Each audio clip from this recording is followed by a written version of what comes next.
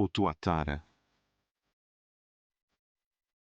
E metade da população mundial sobrevive nesta única ilha-refúgio. No reinado dos dinossauros, os ancestrais do tuatara eram onipresentes. Sobreviveram ao cataclismo que matou os dinossauros, mas não puderam competir com os mamíferos e morreram. Exceto na então Nova Zelândia, livre de mamíferos.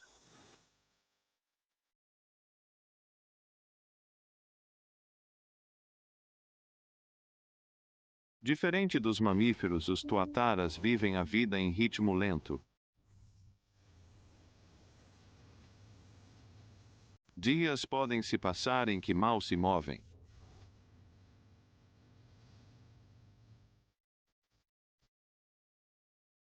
Às vezes respirando apenas uma vez por hora.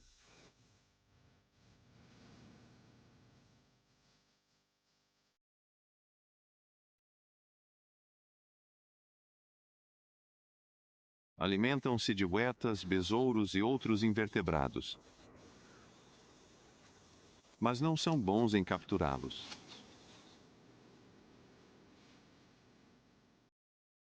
Mesmo após milhões de anos de prática, a coordenação olho-boca ainda não é o ideal.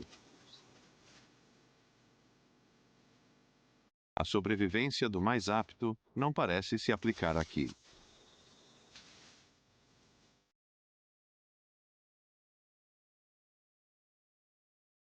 A sobrevivência do tuatara, antes na Nova Zelândia e agora na Ilha Stephens, prova algo. As ilhas são lugares bastante seguros, pelo menos até serem invadidas. Felizmente, o tuatara da Ilha Stephens sobreviveu a uma breve invasão de mamíferos. Mas para outras espécies selvagens, a invasão foi mais catastrófica. A ilha tinha sido desabitada e em grande parte ignorada, mas isso tudo mudou com a construção deste farol em 1894. Quando o recém-nomeado faroleiro, um senhor Lyle, encontrou uma carriça peculiar na ilha, enviou um espécime para Londres para identificação. Como muitas aves de ilha, ela não voava. E talvez por isso, não o Sr. Lyle, mas seu companheiro de quatro patas, descobriu a ave primeiro.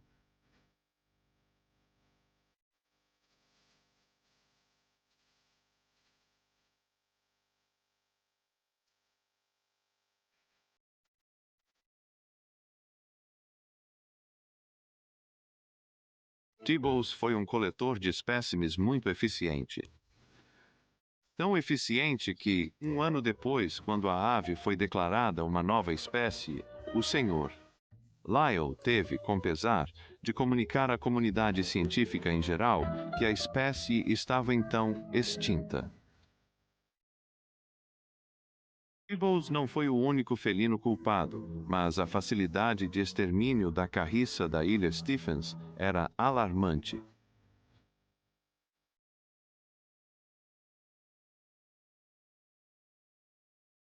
Os gatos foram removidos da ilha Stephens, mas era tarde para a corruíra agora só conhecida por espécimes de museu roídos por gatos. Evoluir para não voar provou ser fatal. Então, parece que há uma desvantagem.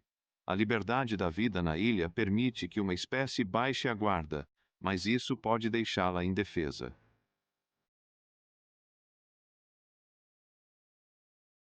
Nas ilhas principais da Nova Zelândia, dramas semelhantes aconteceram repetidamente. Florestas de árvores cauri gigantes cobriam antigamente a ilha norte. Os fragmentos que restam se assemelham muito ao que eram por milênios, mas as aparências podem ser enganosas. Há alguns séculos, esta floresta ecoava com os cantos de aves estranhas e maravilhosas. A mais famosa era a moa gigante, que parecia um avestruz, mas era maior que um elefante. Muitas aves, cujos cantos assombrosos agora só existem na memória.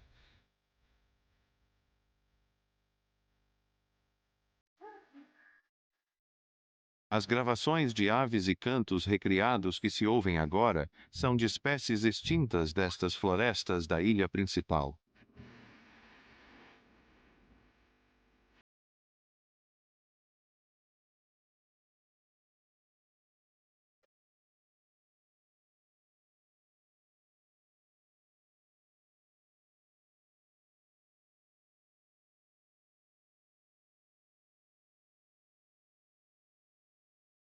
Não podemos culpar apenas Tibbles e sua espécie.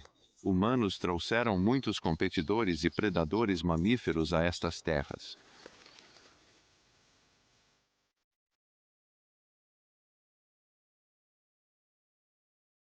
Hoje, a população da Nova Zelândia está tentando corrigir os erros do passado. Esta é a árvore mais célebre e emblemática da Nova Zelândia, conhecida como Tanemahuta, o majestoso senhor da floresta. Há mais madeira nesta árvore kauri do que em qualquer outra tropical. Conservacionistas trabalham para proteger estas florestas especiais. Ao recolher sementes de kauri, garantem o cultivo de novas árvores e a expansão da floresta ao seu antigo domínio. Enquanto isso, invasores animais estão sendo controlados, e aves que sobreviveram apenas em ilhas pequenas agora voltam a estas florestas.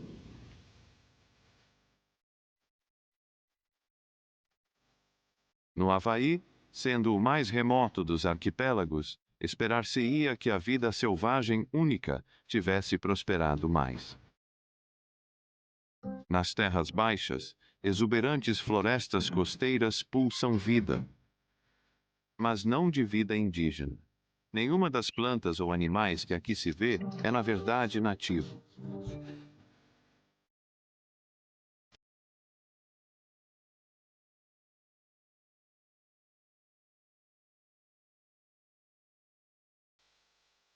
Camaleões de Jackson vieram da África Oriental como animais exóticos.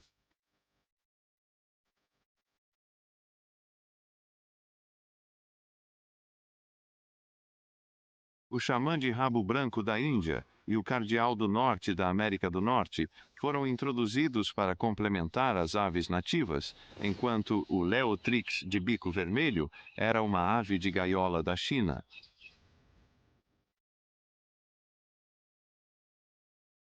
E o olho branco japonês foi importado para controlar pragas de inseto. Antes dos humanos, uma nova espécie chegava ao Havaí a cada 35 mil anos. Agora, até 50 novas espécies chegam a cada ano.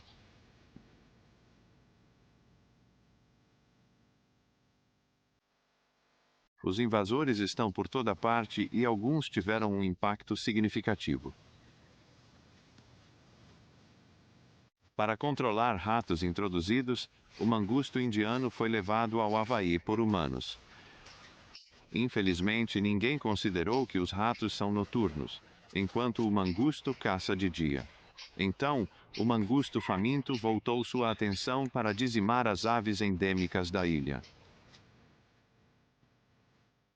Milhares de espécies devem aos humanos terem nas levado a ilhas do Pacífico, mas há um animal que é um valioso companheiro de viagem desde que se navega neste oceano.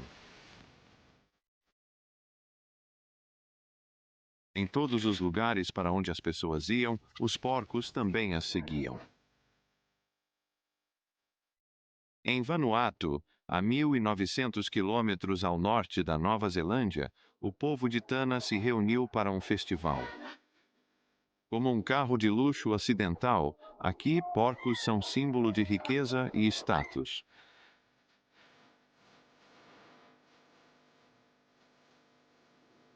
O festival Toca celebra o fim da guerra entre clãs rivais, e os porcos estão no centro de tudo. Cada aldeia deve levar porcos à festa. E há muitos porcos.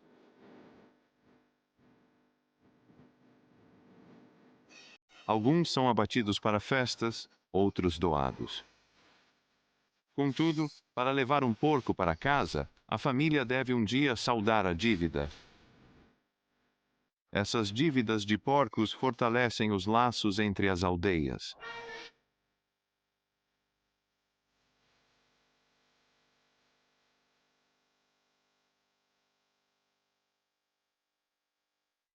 Grandes festividades marcam a troca desses bens valiosos.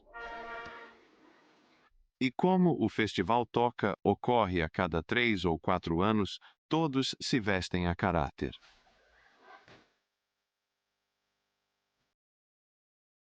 A dança continua por 3 dias.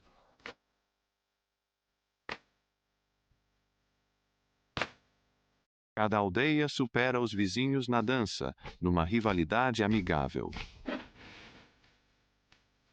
Pode-se dizer que esta é a dança dos famosos estilo Vanuatu.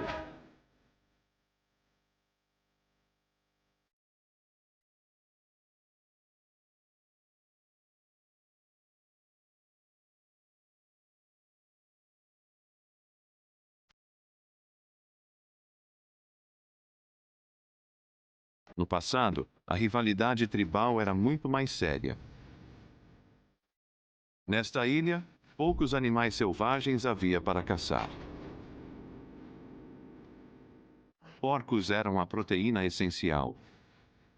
Mas se morressem, talvez por alguma doença, o que mais os habitantes da ilha tinham para comer?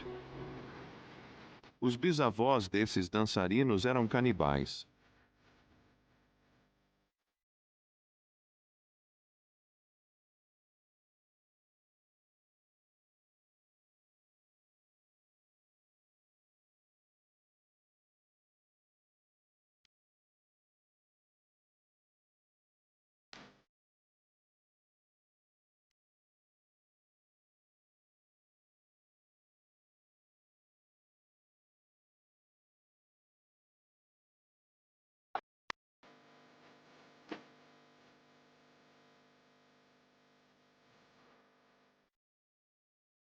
A vida em ilha isolada do Pacífico está eternamente por um fio.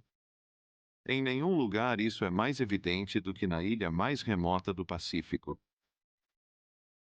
Páscoa. Este pequeno pedaço de terra tem uma história extraordinária, com reviravoltas ainda hoje. Com 21 quilômetros de comprimento e 11 de largura, a Ilha de Páscoa ergue-se como fortaleza do mar, cercada por milhares de quilômetros de oceano.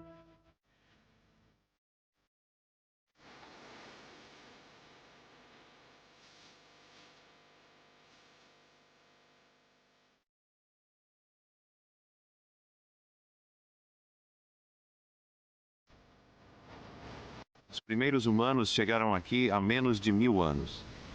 Muito do que sabemos sobre sua civilização só pode ser deduzido dos vestígios.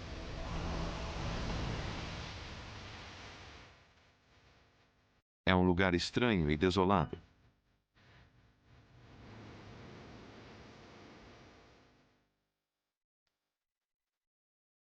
As características mais marcantes nesta paisagem sombria e varrida pelo vento são as centenas de estátuas moai que se acredita terem sido esculpidas à semelhança de chefes ou ancestrais.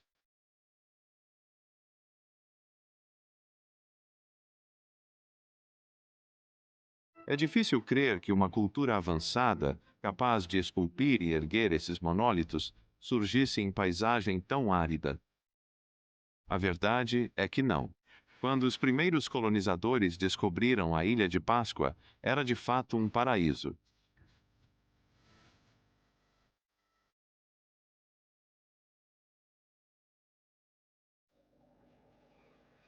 Esses penhascos vazios já abrigaram as maiores colônias de aves marinhas do Pacífico Sul.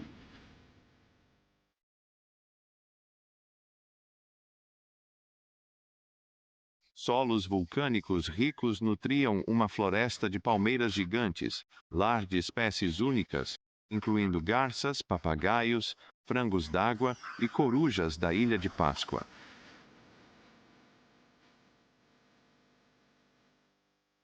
Hoje, todos desapareceram.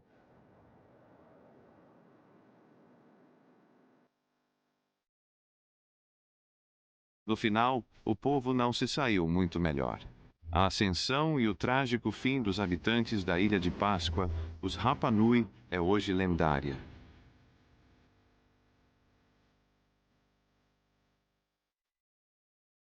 Essa pedreira empregava a maioria da força de trabalho da ilha, milhares de pessoas, cada clã esculpindo uma figura maior e mais grandiosa que a de seus vizinhos.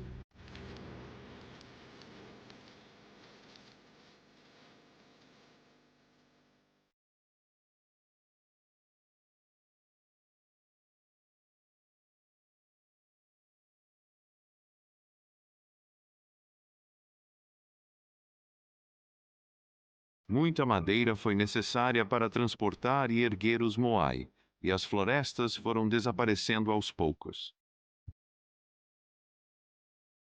Até que não restou madeira nem para construir barcos. Sem barcos, teriam perdido sua principal fonte de alimento e o seu único meio de fuga.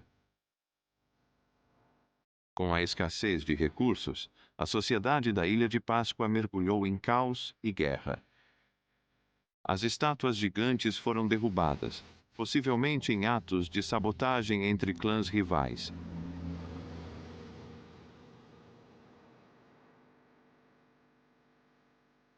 Casas foram abandonadas e suas pedras de alicerce usadas para construir moradias fortificadas em grutas.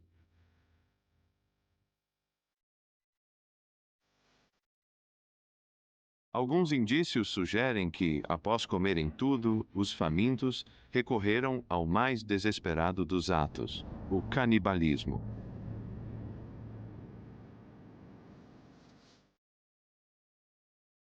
Compreensivelmente, essa versão da história da Ilha de Páscoa é controversa, pois sugere que os Rapa Nui foram imprudentes. À medida que as árvores diminuíam, por que não fizeram nada a respeito? Mas uma nova teoria sugere que os Rapa Nui não conseguiram evitar a própria queda, pois quando chegaram a esta ilha, não estavam sozinhos. Ratos foram com pessoas a todos os cantos do Pacífico. Na Ilha de Páscoa, o impacto deles foi catastrófico, virando uma praga. Eles teriam devorado frutos silvestres, aves marinhas e até sementes de palmeiras, impedindo a reprodução das árvores muito antes de serem derrubadas. Talvez o destino da Ilha de Páscoa não tenha sido selado pelo humano que derrubou a última árvore, mas pelo rato que comeu a última semente de palmeira.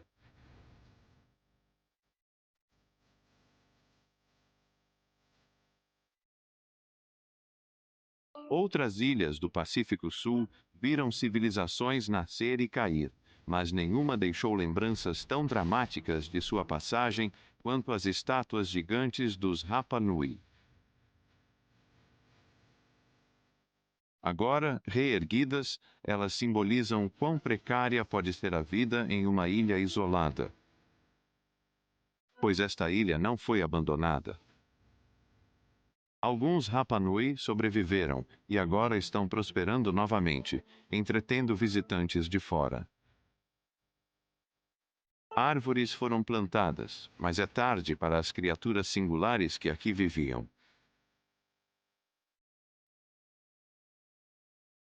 Em outras ilhas do Pacífico, ainda existe tempo.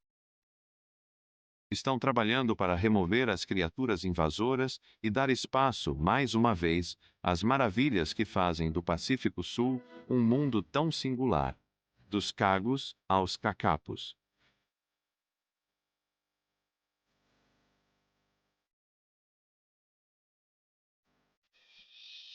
Entre todos os animais apresentados neste programa, o Dindizo foi, sem dúvida, o mais desafiador para filmar.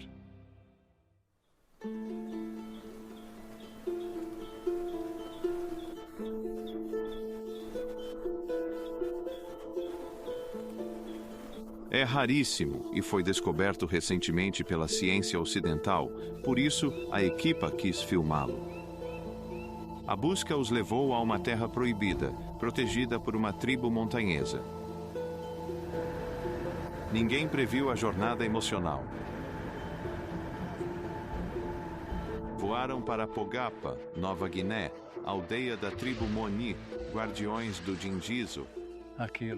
Reunião para a proposta dos visitantes.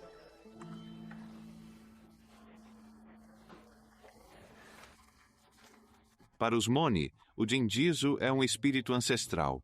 Caçá-lo é proibido, mas filmá-lo. Muitos nunca visitaram o Lago Utidi, local sagrado do Dingizo.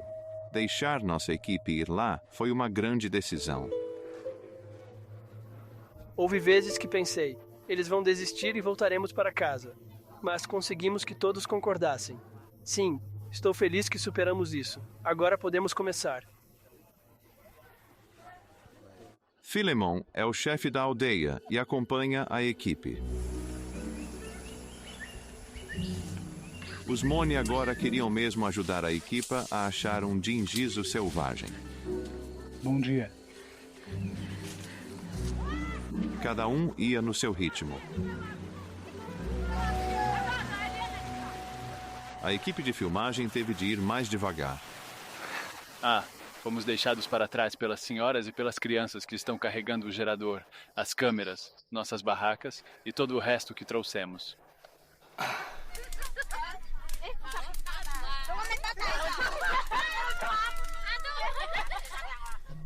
A equipe chegou à fronteira da área sagrada de Utidi. A partir daqui, tudo muda. Daqui, a trilha é escorregadia e perigosa. Vamos devagar. Daqui em diante, alguns nomes mudam. Utidi, não podemos usar. Usamos um nome sagrado, o mesmo para o Dingizo. Temos que usar seu nome sagrado. Não podemos mais dizer Dingizo.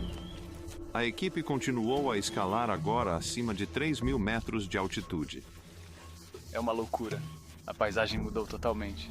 Está tudo muito seco, fibroso e esparso.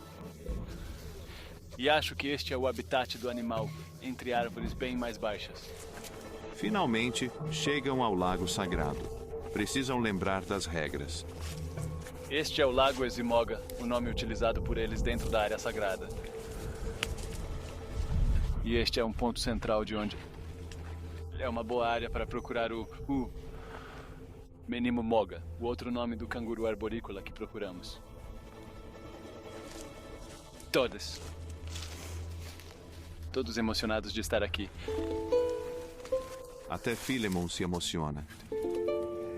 Este lago é uma das partes mais importantes da cultura Moni. É de grande importância para eles virem aqui.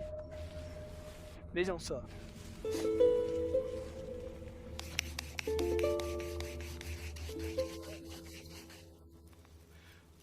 Com o acampamento base montado, a busca pelo Dingizo começa e logo Filemon anuncia ter achado algo.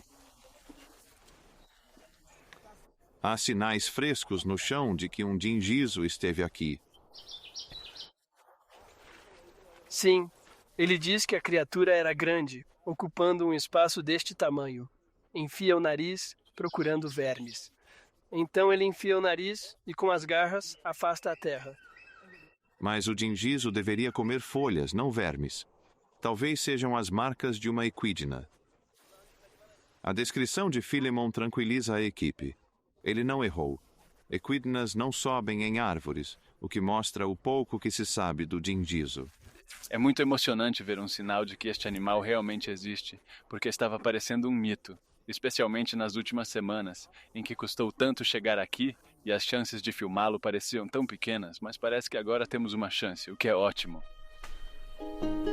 Mas o animal em si continua esquivo.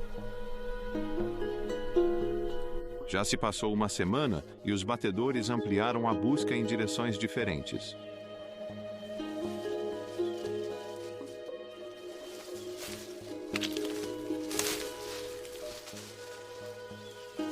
Só 3 destes homens viram um Dingizo.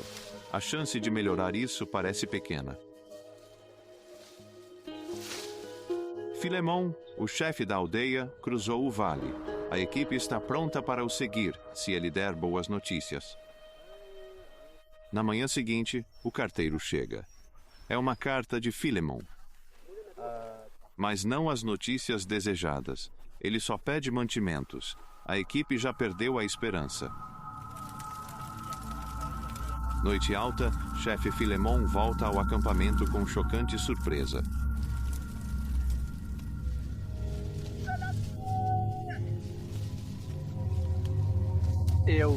Então, os rapazes do outro lado do vale acabaram de chegar e ainda não sabemos o que eles trazem.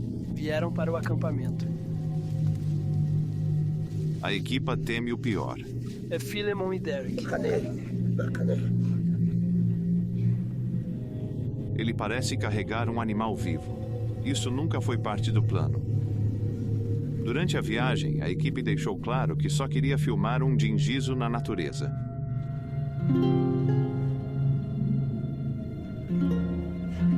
É um dingizo. Essa era a última coisa que a equipe queria presenciar, e foi muito angustiante. A única preocupação da equipe é o bem-estar animal. Teremos que devolvê-lo amanhã. Não podemos soltá-lo aqui. Ele deve voltar ao seu território. Então, vamos mantê-lo assim durante a noite. É o único jeito de mantê-lo seguro, para devolvê-lo e soltá-lo amanhã.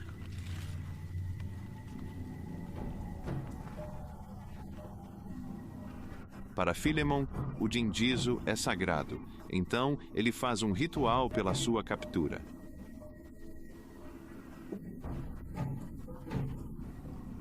Assim que a oportunidade se apresenta, a equipe prontamente se prepara para devolver o dingizo ao seu lar florestal, onde ele pertence. Isso vai passar. Sim.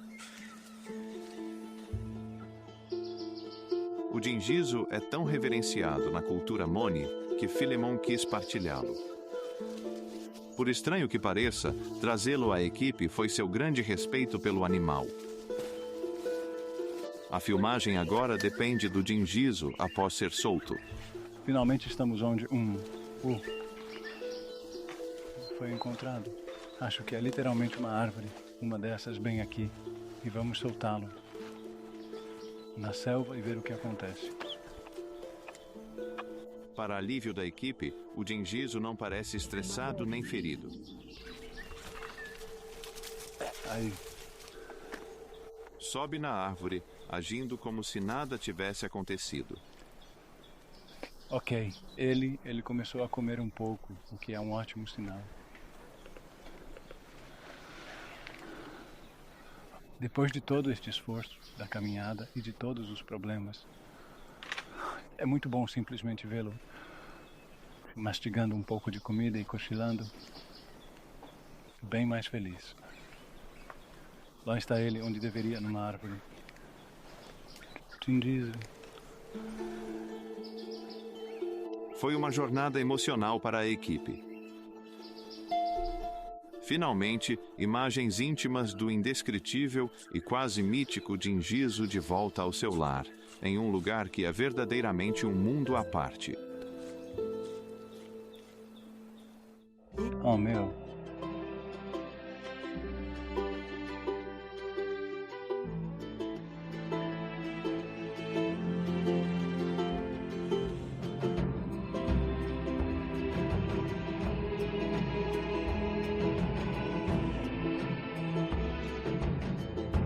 Oh.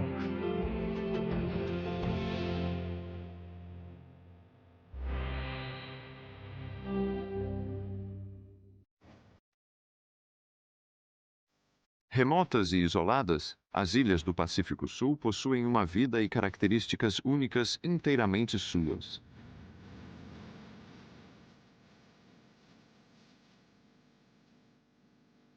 Os animais vivem em reclusão há tanto tempo que evoluíram das formas mais curiosas e surpreendentes.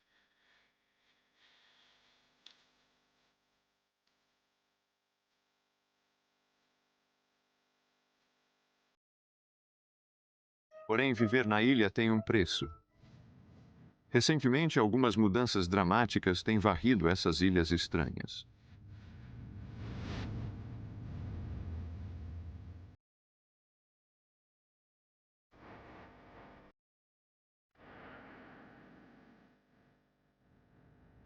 Nos limites ocidentais do Pacífico, esta é a Nova Guiné,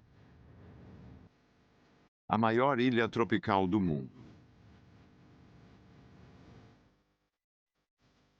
Nestas selvas isoladas existem criaturas recém-descobertas pelos ocidentais.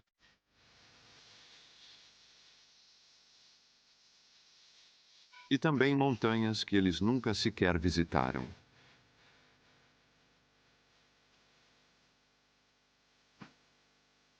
Este é o lar de um mamífero descoberto em 1994.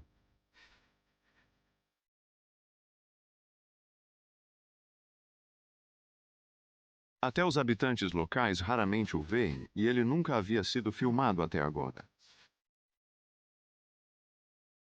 Vive em árvores, mas não é macaco. Primatas nunca conseguiram cruzar a água até esta ilha.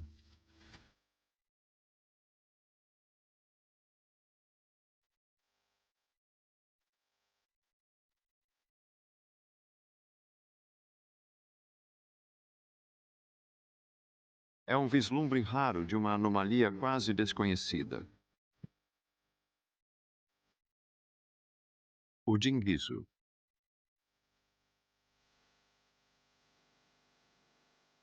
Do tamanho de um labrador e com traços de urso, ele é, surpreendentemente, um tipo de canguru, um canguru arborícola. Vive em altitude mais alta que outros cangurus, daí sua pelagem espessa.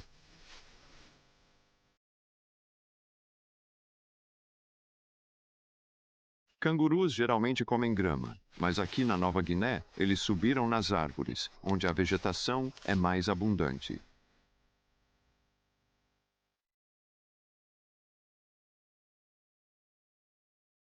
Então, o dinguizo é um canguru que vive no alto das montanhas e sobe em árvores. Mas afinal, as ilhas têm o hábito de produzir animais bem incomuns. Porque as ilhas oferecem novas oportunidades às criaturas que as alcançam. Sem macacos na Nova Guiné, os cangurus aproveitaram a liberdade nas árvores.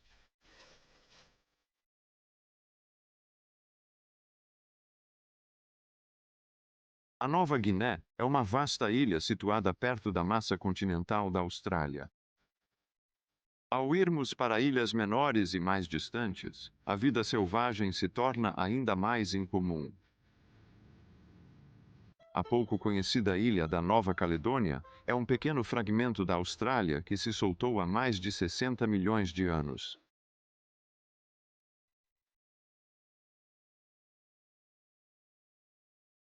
Ela abriga uma criatura que parece ter evoluído de forma bastante estranha.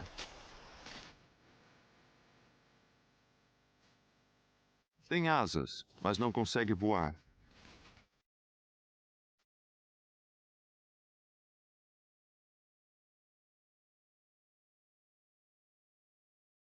É o pássaro cagu.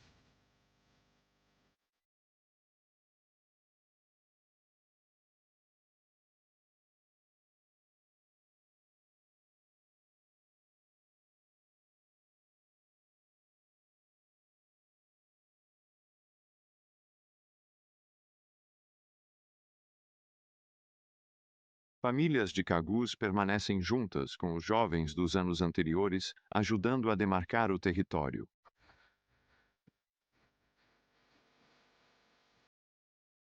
Intrusos são afugentados.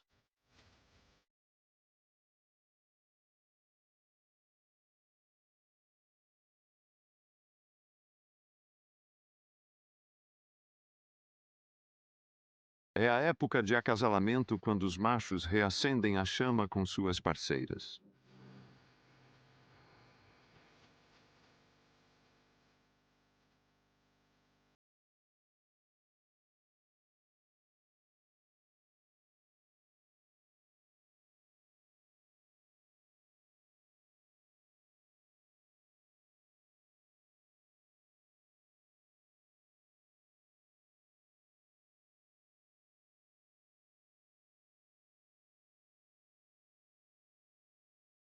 É difícil saber a que espécie o cagu se relaciona: garça, saracura ou talvez pombo. Seu parente mais próximo pode ser o pavãozinho do Pará da América do Sul, 11.000 quilômetros a leste.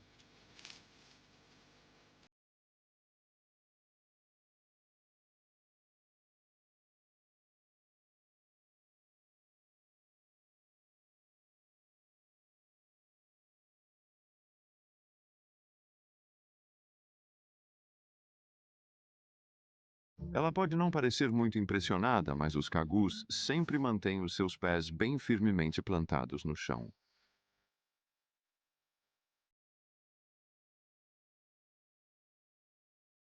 Suas asas são fracas demais para alçar voo. Mas para que voar quando o alimento está no chão? E sem grandes predadores, não há por que voar nesta ilha.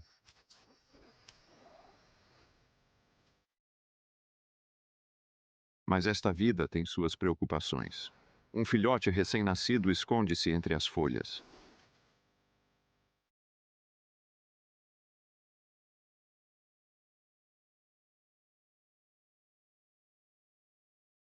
Para os filhotes, alimentar-se pode ser um grande desafio, assim como para todos no mundo.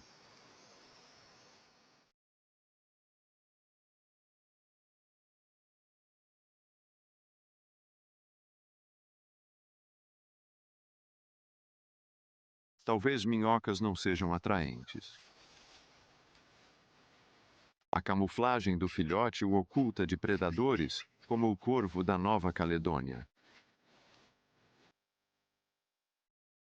Felizmente, as asas do pai ainda servem para parecer grande e imponente.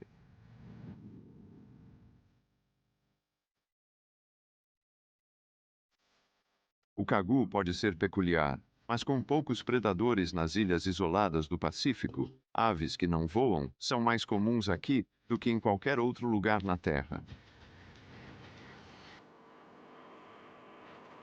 As ilhas são um mundo de ponta cabeça, e a evolução parece ter regras distintas. Ao norte da Nova Caledônia, fica o arquipélago das Ilhas Salomão, com 1.000 ilhas tropicais.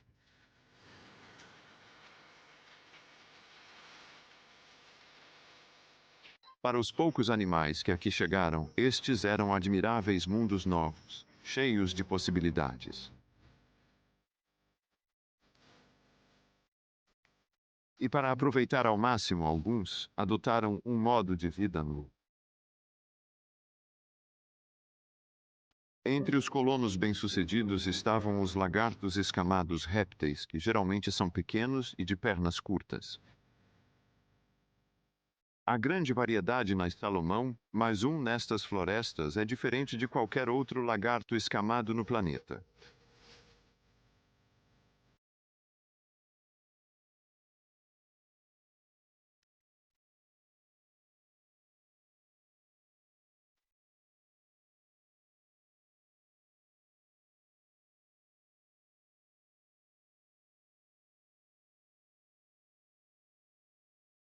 O lagarto escamado de cauda de macaco é 50 vezes mais pesado que o comum, sendo o maior do mundo. Lagartos escamados vivem no chão, mas não este monstro. É o único lagarto escamado com cauda preensil. Ao contrário de outros lagartos que comem insetos, este gigante gentil é herbívoro puro.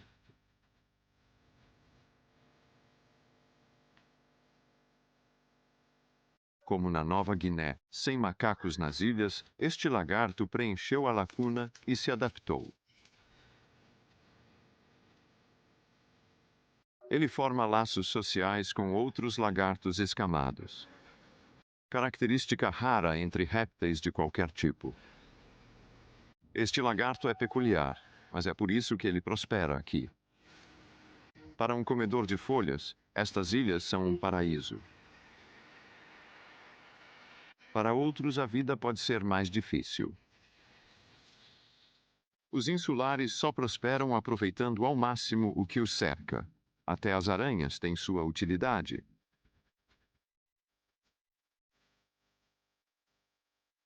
Na ilha de Santa Catalina, no Salomão, um pescador se prepara para pescar.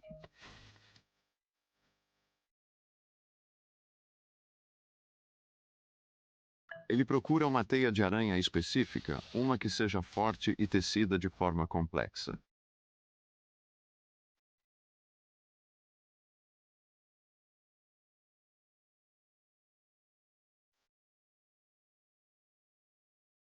Os peixes que ele busca não podem ser capturados com anzóis.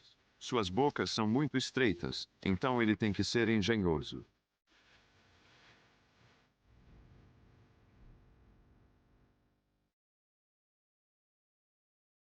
Sem vara ou molinete, apenas uma pipa. E a seda de aranha transformada em isca.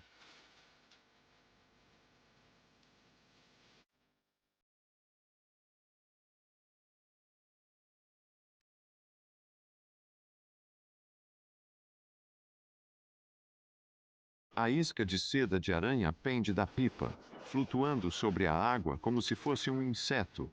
Agora, ele precisa direcionar a pipa para onde ele acredita que os peixes estão reunidos. Logo abaixo da superfície, cardumes de peixe-agulha aguardam.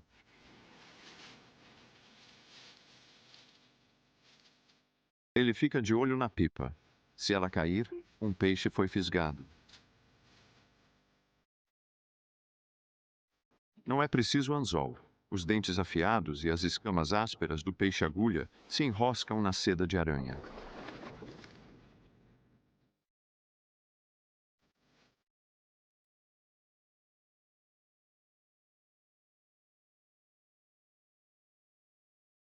É inteligente, é eficaz. E muitos peixes são fisgados assim. Sua adaptabilidade e busca por alimento, em terra e mar, foi vital para os primeiros colonizadores humanos do Pacífico. Mas não foi fácil. As ilhas mais remotas do Pacífico foram os últimos lugares da Terra descobertos por humanos, e o arquipélago do Havaí é o mais remoto.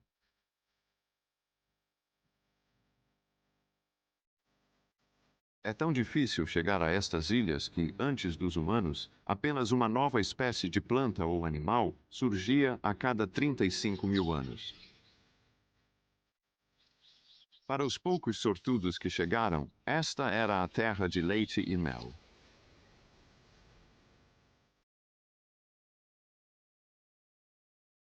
O bico desta ave é perfeito para o néctar de flores tubulares. É um iiwi, trepadeira de mel de bico longo exclusiva do Havaí. Mas, há 4 milhões de anos, seus antepassados eram bem diferentes. As primeiras trepadeiras de mel havaianas eram como tentilhões de bico curto, talvez similares à palila de hoje. Seu bico forte é perfeito para abrir vagens duras. Mas, uma vez aqui, as trepadeiras de mel aproveitaram, evoluindo em aves com bicos muito distintos. O papagaio de bico curvo de Maui tem um bico forte para larvas na madeira morta.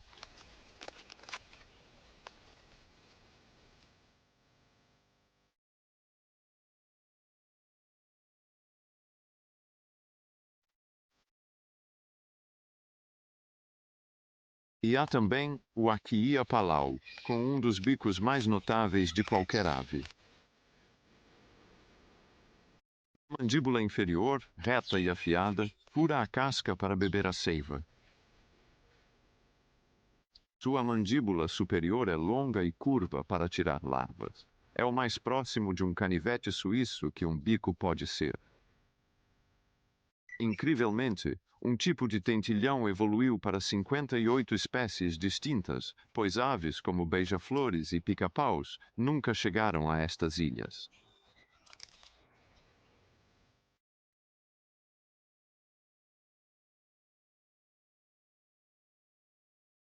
Aterrar no Pacífico é um negócio arriscado. A maioria das ilhas é pequena, baixa e bastante uniforme, com poucas opções de estilo de vida a oferecer. Mas existe um arquipélago que realmente vai contra a corrente. Duas das maiores ilhas do Pacífico têm tudo com que um náufrago poderia sonhar.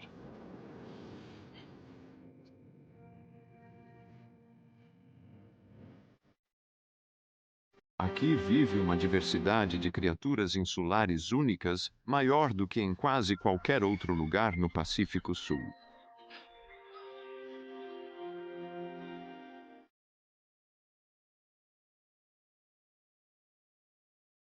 Vales florestados, rios turbulentos e picos cobertos por geleiras. Esta é a Nova Zelândia.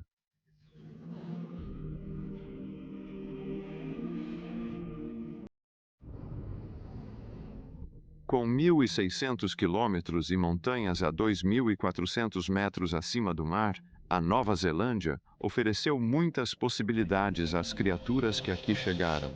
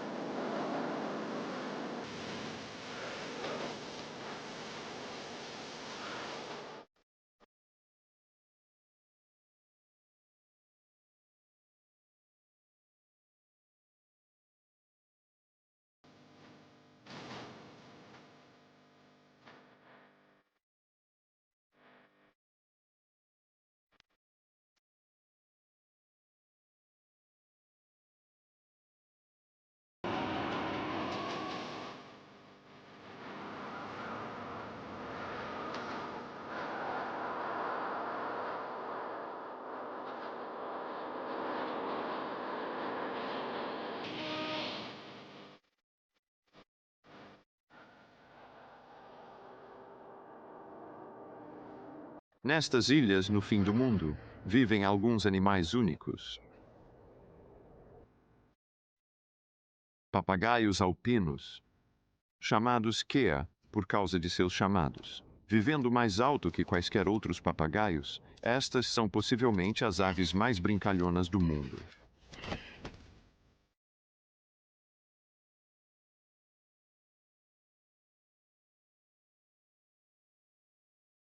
Mas a maioria das criaturas pioneiras da Nova Zelândia foi atraída para as florestas abaixo.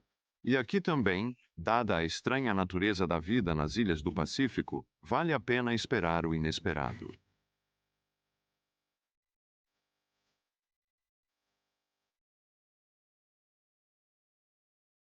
E a última coisa que você esperaria ver aqui são pinguins.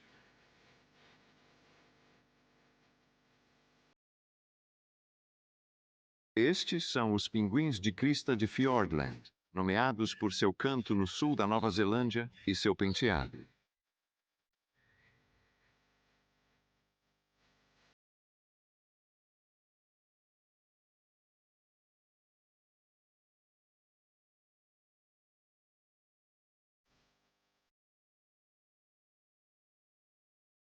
Eles fazem sua jornada diária ao mar. Apesar de viverem na floresta, não perderam o gosto por peixe.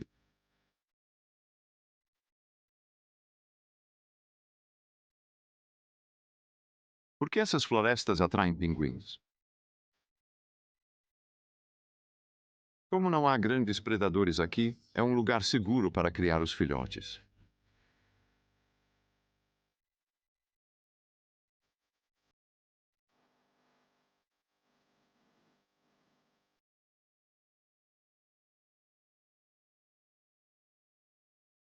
Um riacho na floresta funciona como uma autoestrada para um pinguim voltando da pescaria com o papo cheio de comida.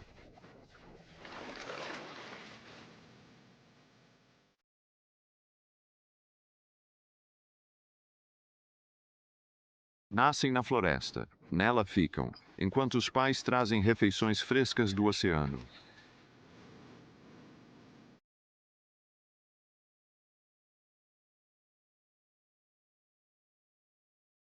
Eles ouvem as ondas e sentem o cheiro da maresia, mas não sabem como ela é. Os filhotes só mergulharão no oceano aos 3 meses, quando farão sua primeira pescaria solos.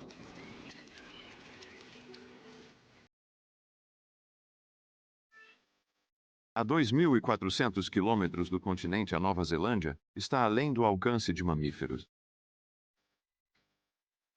Além dos mamíferos marinhos, os únicos que conseguiram chegar antes dos humanos tinham asas. Morcegos.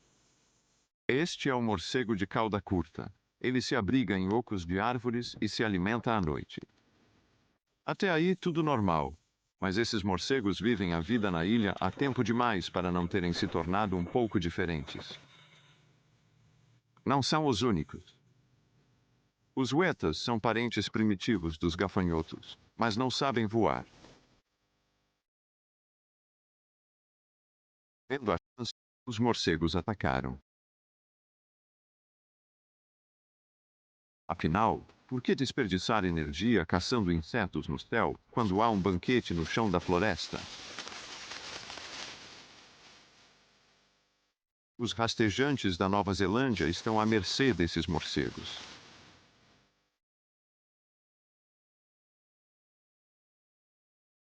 Algumas tentam revidar,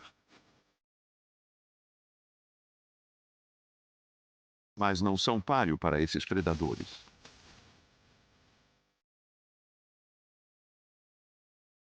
Esses morcegos têm bainhas que protegem suas asas para cavar nas folhas.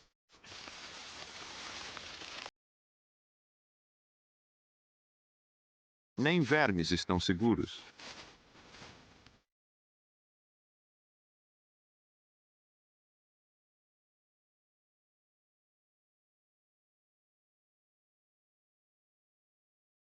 O primeiro morcego evoluiu de um mamífero semelhante a um rato há muitos milhões de anos.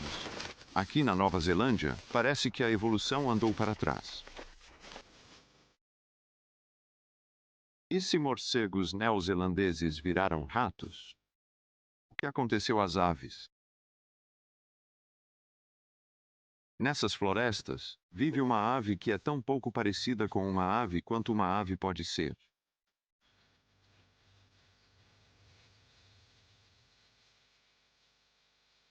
É noturna, embora às vezes acorde antes do pôr do sol.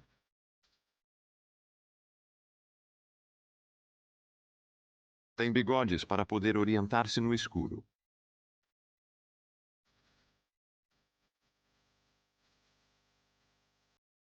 Trata-se de um papagaio que, com um peso de até 4 quilos, se destaca como o mais pesado do mundo. E sim, você acertou em cheio. Ele não consegue voar.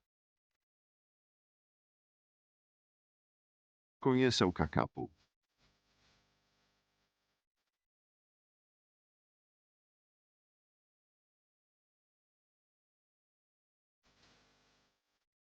É demasiado pesado e tem asas curtas demais para conseguir voar. Por isso, em vez disso, trepa às árvores. Os cacapos já foram um dos herbívoros mais bem-sucedidos e abundantes na Nova Zelândia.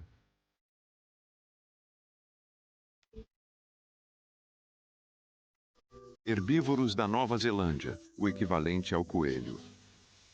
Em 1899, Charlie Douglas escreveu: eles podiam ser pegos à luz da lua sacudindo a árvore ou arbusto até caírem como maçãs.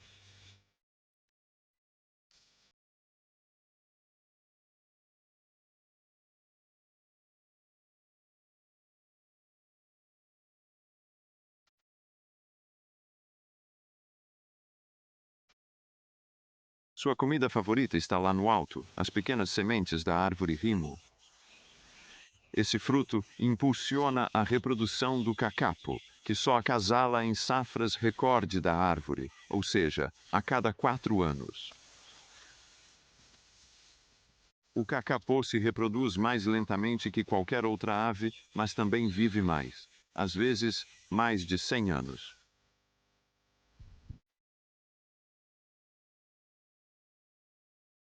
O canto do macho é tão peculiar quanto a própria ave. Parece mais sapo que papagaio, pode ser ouvido a 5 quilômetros. Na época de acasalamento, ele canta sem parar 8 horas por noite por 3 meses.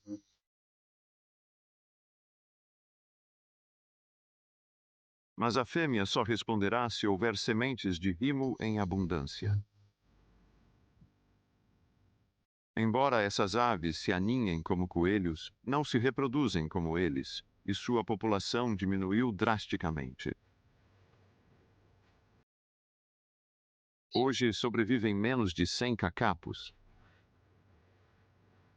E os preciosos filhotes recebem uma ajudinha.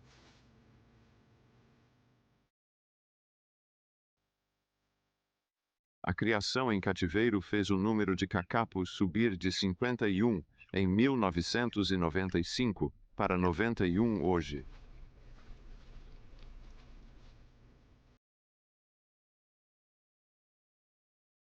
Eles já foram centenas de milhares. Hoje, o futuro deles está realmente em nossas mãos.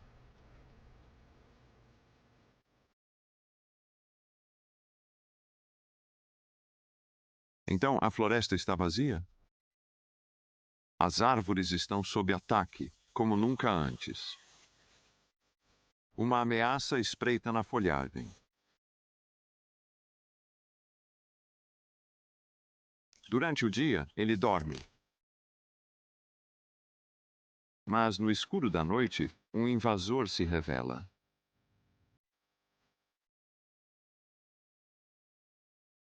Os mamíferos de olhos brilhantes e cauda espessa finalmente chegaram em peso. Gambás da Austrália. Importados por sua pele há 2 séculos, eles se tornaram uma praga, despojando a vegetação das árvores. Há uma guerra contra eles, com armadilhas e venenos espalhados. Porém, eles são bem mais numerosos que os cacapos. 70 milhões de gambás infestam florestas neozelandesas. Onde o pássaro falhou, um mamífero venceu. Mas por quê? Os gambás foram imigrantes involuntários, e o cacapô vive aqui há milênios, perfeitamente adaptado a esta floresta.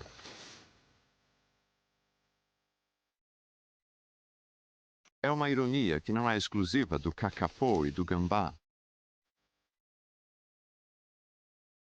Por todo o Pacífico, cenas similares ocorrem. Pequenas ilhas na costa da Nova Zelândia são o último refúgio de animais extintos nas ilhas principais. Esta é a Ilha Stephens, uma milha quadrada de rocha que emerge do oceano. Ela é o lar de um fóssil vivo, uma relíquia que mal mudou em mais de 100 milhões de anos.